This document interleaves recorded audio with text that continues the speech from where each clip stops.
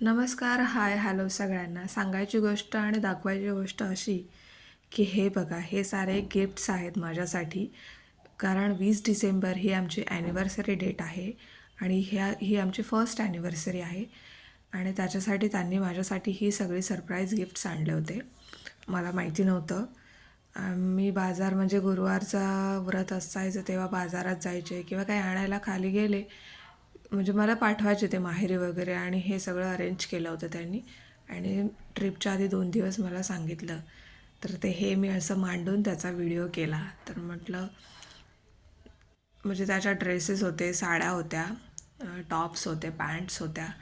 हा माझा विजय आहे, त्याच्यावरचा फोटो बघा, जे मला माहितीच नव्हतं, मी केर लोटताना काढला आहे. आणि हे राणी हार आहे, जो ॲनिव्हर्सरी गिफ्ट म्हणून मला त्यांनी घेतला आहे.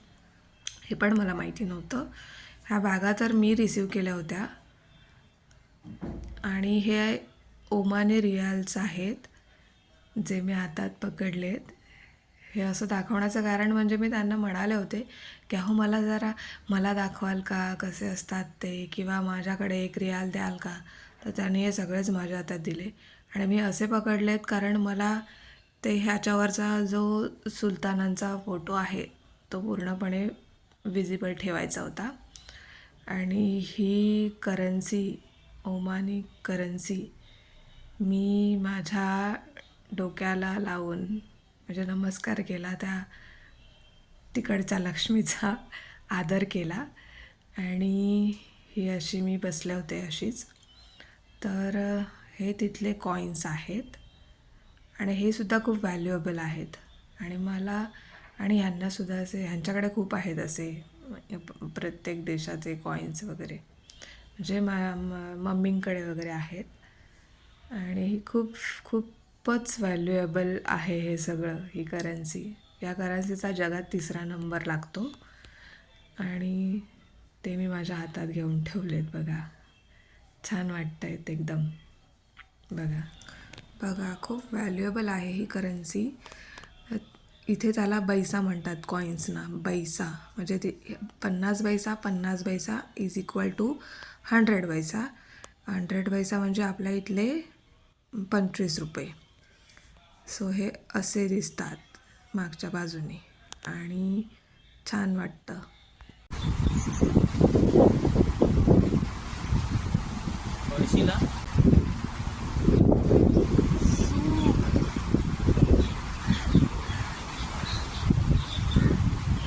शांतता, मस्त वाटतंय.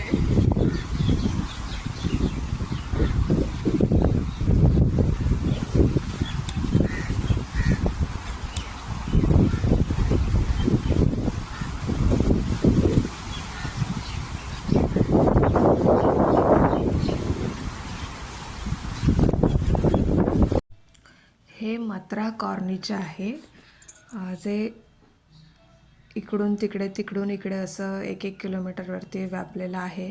याला मत्रा नाव का पडलं तर इथे आपला भारतातील मथुरा या ठिकाणावरून रेशमाची निर्यात व्हायची, इथे आयात व्हायची, तिथून निर्यात व्हायची, तर म्हणून तिथे मत्रा हे नाव पडलं. तिथे मत्रा फोर्टसुद्धा आहे जो खूप छान लांबून दिसतो आणि इथून 2-3 किलोमीटर पुढे अल अलाम पॅलेस आहे, जे आम्ही वाटेत सगळं कॅप्चर केलं. आणि आता मी तुम्हाला घेऊन जाणार आहे आमचा रूम आणि हॉटेल टूरला. तर सकाळचं हे असं दृश्य असतं. मी पडदे बाजूला केले. हे इथे 2 प्रकारचे कर्टन्स असतात, व्हाईट अँड ब्लॅक. व्हाईट हे म्हणजे उजेड येण्यासाठी, ब्लॅक हे खोलीत अंधार करण्यासाठी असं असतं. आणि तिथे थंडीसुद्धा फार आहे सध्या. भारतापेक्षा 4 ते 5 डिग्री तापमान तिथे कमी असतं. आणि मी असं बाहेर बघत होते वाळवंट तिकडचं, म्हणजे त्याच्या पलीकडचं, आणि तिथे खाली स्विमिंग पूल आहे, पण तिथे जायची इच्छा पण होत नव्हती, एवढी थंडी आहे आणि मी गेलेही नाही तिथे. आणि नंतर मग रुटीन, मी असं हे कपाट उघडलं, त्याच्यातनं माझा ब्रशचा बॉक्स काढला. म्हणजे माझ्या सासरी असं अशा डब्यातूनच ब्रश आणि टूथपेस्ट ठेवावे लागते जेणेकरून इन्सेक्ट्सपासून त्यांचं संरक्षण व्हावं म्हणून. आणि मी आता ब्रश टूथपेस्ट घेतली ब्रशवरती आणि ब्रश करणार आहे आरशात बघत बघत, तुम्हाला दाखवत. आणि हे असं ब्रश करणं चालू आहे. मला जरा जास्त वेळ लागतो कारण माझे दात मोठे आहेत म्हणून. आणि एक एक्स्ट्रा टूथ पण आहे मला, बघा. हे असं ब्रशिंग करता करता मी त्यांच्याशी बोलत, म्हणजे ते काय सांगत होते ते ऐकत होते. आणि रेग्युलर कामांपासून असं शांतपणे सुटका मिळाली आहे आणि असं शांतपणे ब्रश करते मी. ब्रश करत करत मी बाथरूममध्ये एंटर केलं आहे. आणि बाथरूमचा नजारा हा असा आहे. हा तिथला मिरर आहे ज्याच्यात सगळं क्लिअर दिसतं. जो गोल दिसतोय ना साईडला लाईट लागलेला, त्याच्यात क्लिअर दिसतं. आणि मी आता फोन बाजूला ठेवला आहे आणि प्रॉपर ब्रश करते दात घासून घासून. आणि तिथे ना ब्रश करायला, तोंड धुवायला, आंघोळ करायला मजा येते. सगळंच करायला मजा येते कारण तिथे गरम पाणी येतं प्रत्येक टॅपला. म्हणजे जेट स्प्रे असो, फ्लश असो, शॉवर असो किंवा वॉश बेसिनचा टॅप असो, तिथे गरम पाणी येतं. दोन्ही पाण्याची सोय आहे. डावीकडे फिरवलं की गरम पाणी, उजवीकडे फिरवलं की थंड पाणी असं. त्याच्यामुळे थंडीत ते खूपच बरं वाटत होतं आम्हाला. गारठा एवढा जाणवला नाही त्याच्यामुळे आंघोळ वगैरे करताना. हे असं हा आरसा आहे ज्याच्यात सगळं मोठं दिसतं. हे टॉयलेट आहे, त्याच्या बाजूला हा फोन आहे. तो कशासाठी आहे मला माहिती नाही. आणि ह्या वॉश बेसिनच्या बाजूला असं काचेचं पार्टिशन करून तिथे हे टॉवेल्स आहेत.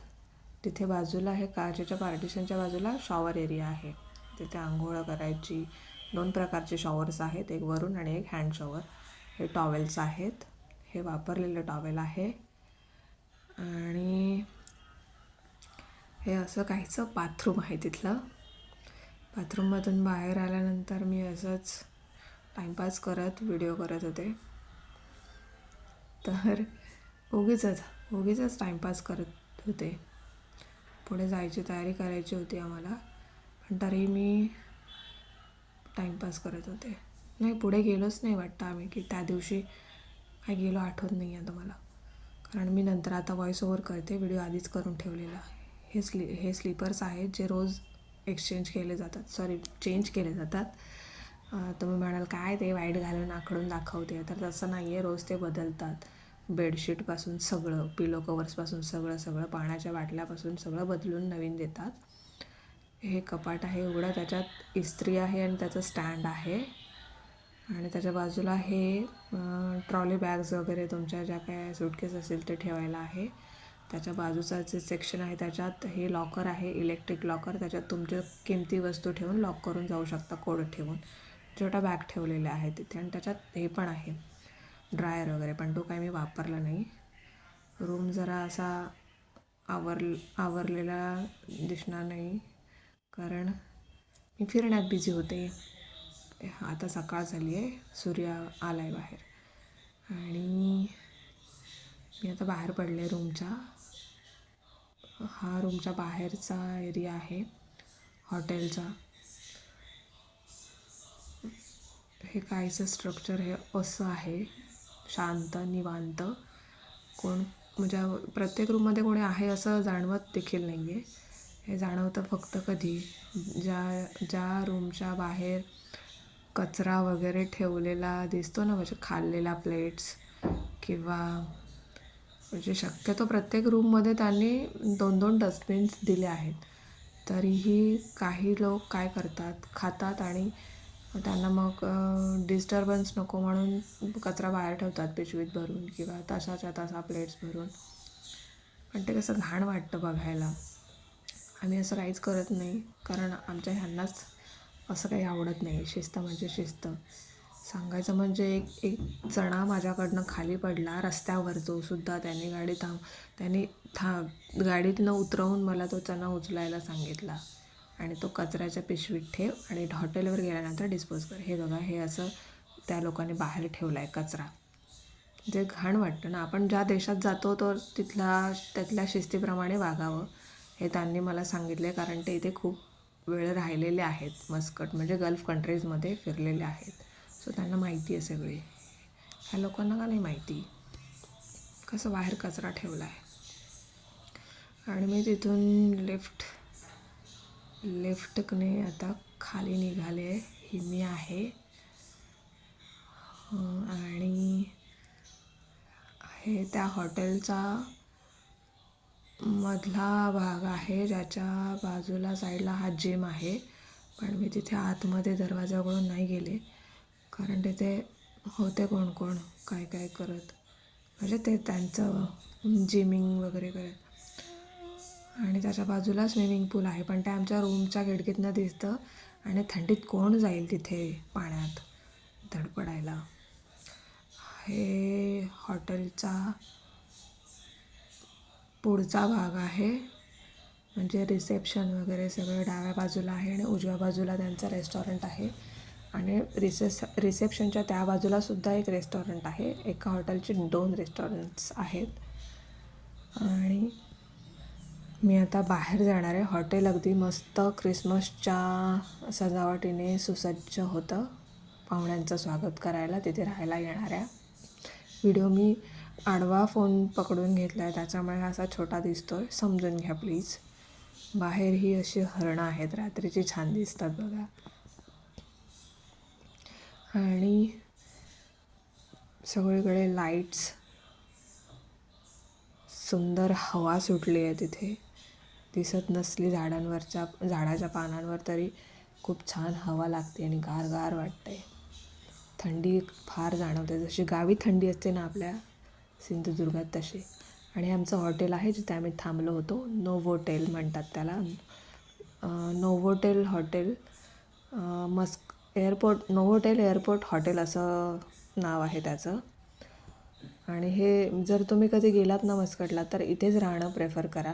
थोडं महाग आहे पण छान आहे. आणि सगळं कसं जवळ पडतं त्याच्याकडून, म्हणजे ह्या हॉटेलमधून जाणं येणं.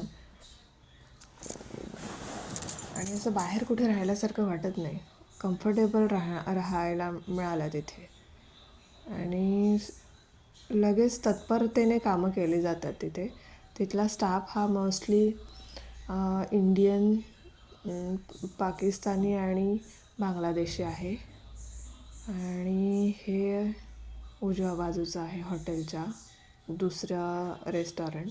आपण त्याला एंट्री ते आतूनच आहे, कारण त्या हॉटेलचाच एक पार्ट आहे तो. हे हॉटेल असं दिसतं. हॉटेलच्या बाहेर मोठमोठ्या कंपनीच्या गाड्या पार्क केलेल्या आहेत. प्रत्येकाचं नाव हे मला सांगत होते, ही ती, पण मला काही कळत नव्हतं. मला गाडी, कार म्हणजे कार एवढंच माहिती. हे बघा, हे असं काहीसं लांबून मी जरा कॅप्चर करण्याचा प्रयत्न केला आहे. ह्या कार्स आहेत तिथल्या, रात्रीच्या काही दिसत नाही आहेत कुठल्याने काय ते.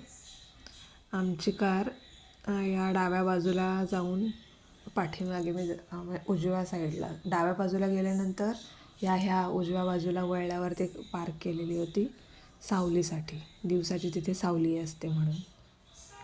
आणि फायनली हे असं काहीसं दृश्य आहे हॉटेलचं रात्रीचं. आणि मस्त वाटतं बघायला. आणि मग आम्ही तिथून निघालो आमच्या मुंबईला, माझ्या भारतात यायला, खूप साऱ्या छान आठवणी घेऊन. मस्कटमधल्या माझी पहिली ॲनिव्हर्सरी खूप छान झाली. आणि मी आयुष्यात कधी असा विचार केला नव्हता की मी परदेशात जाईन भारत सोडून, कधीच वाटलं नव्हतं. पण हे शक्य झालं माझ्या मिस्टरांमुळे. माझ्या गेल्या जन्मीची काहीतरी पूर्वपुण्याई असेल, म्हणूनच मला हे नवरा म्हणून लाभलेत. हे आमचं विमान फायनली मुंबई एअरपोर्टला उतरलं, लँड झालं. आणि तेवढंच मी कॅप्चर केलं. बाहेर जरा वातावरण फॉगी होतं, त्याच्यामुळे क्लिअर दिसत नाही आहे ते. आणि हे मला माझ्याकडे शब्द नाही आहेत वर्णन करायला की आमची ट्रिप कशी झाली ती. सो मी ते सगळं कॅप्चर करून फोन माझा फुल करून ठेवला आहे आणि यूट्यूबवरती पण व्हिडिओज अपलोड करून ठेवलेत, जेणेकरून ते कायमस्वरूपी तिथे राहतील, मी असले तरी आणि मी नसले तरी. धन्यवाद.